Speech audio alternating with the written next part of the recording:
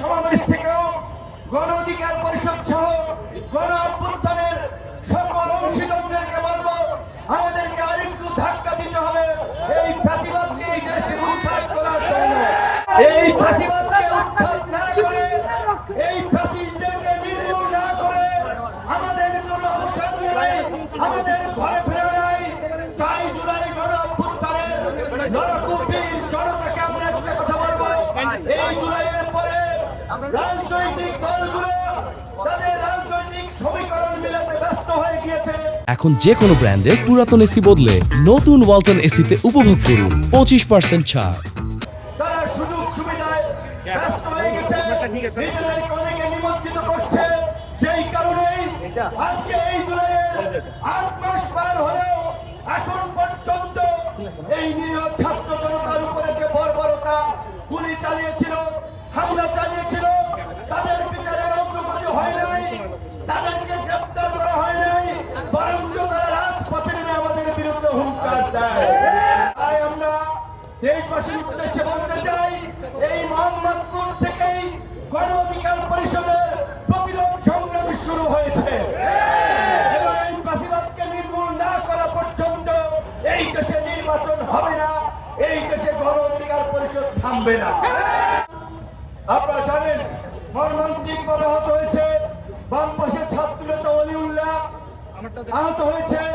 তাদেরকে বিদেশ পাঠানোর জন্য বোর্ড গঠন করা হয়েছে। আমি নিজে স্বাস্থ্য সচিবকে বলেছি একবার রোজার মধ্যে গিয়ে, এখন পর্যন্ত আমলাতন্ত্রের জটিলতায় এই রাসেল কিংবা এই ওলিউল্লাহদের মতো ছেলেরা সুচিকিৎসা পায় নাই, বিদেশ যেতে পারে নাই। এটা মুখ খারাপ করে একটা গালি দেই, কেউ সচিব হয়েছে, উপদেষ্টা হয়েছে, আর আমার ভাইয়েরা এখনো তাদের স্বাভাবিক জীবনে ফেরা নিয়ে আতঙ্কে আশঙ্কায় আছে। তাই আমরা পরিষ্কার ভাবে বলতে চাই, এই জুলাইয়ের গণ অভ্যুত্থানে আহতদের নিয়ে, তাদের ক্ষতিপূরণ দেওয়া নিয়ে যদি রাজনীতি যারা করে তাদেরকে আমদ ঘটাই দেবো। কিন্তু জাতীয় ঐক্য যাতে বিনষ্ট না হয় সেজন্য কোন রাজনৈতিক দলের বিরুদ্ধে আমরা বক্তব্য দেই না, স্লোগান দেই না, সরকারের বিরুদ্ধেও তেমন দিচ্ছি না।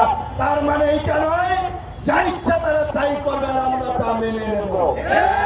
আমরা পরিষ্কার বলছি, শুধু ওলিউল্লাহ কিংবা রাসেল নয়, যাদেরকে বিদেশ পাঠানোর কথা আগামী 1 সপ্তাহের মধ্যে তাদেরকে ব্যবস্থা করবেন। আমরা হলে আপনাদের 12টা বাজাই দেব।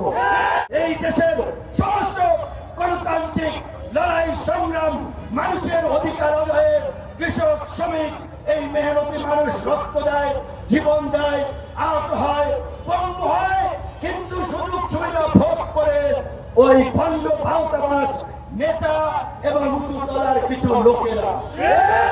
তাই আপনাদেরকে বলছি, এইবার আপনাদের জেগে ওঠার সময় হয়েছে।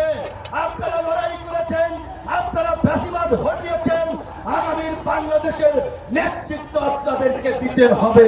আমি যদি বলি, এই জুলাই গণ অভ্যুত্থানের পরেও এই মোহাম্মদপুরে কিশোর গ্যাংয়ের তাণ্ডব কমে নাই, ডাকাত, সন্ত্রাসী, ছিনতাইকারীদের দৌরত্ব বন্ধ হয় নাই, মাদক ব্যবসায়ীদের ব্যবসা বাণিজ্য বন্ধ হয় নাই, শুধুমাত্র ব্যক্তির শেল্টার বদল হয়েছে।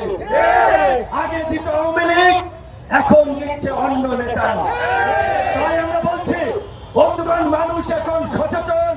এই দুর্বৃত্তায়িত রাজনীতির কবর রচনা করে এই দেশে নতুন রাজনীতি প্রতিষ্ঠা করার জন্য গণ অধিকার পরিষদকে এগিয়ে আসতে হবে।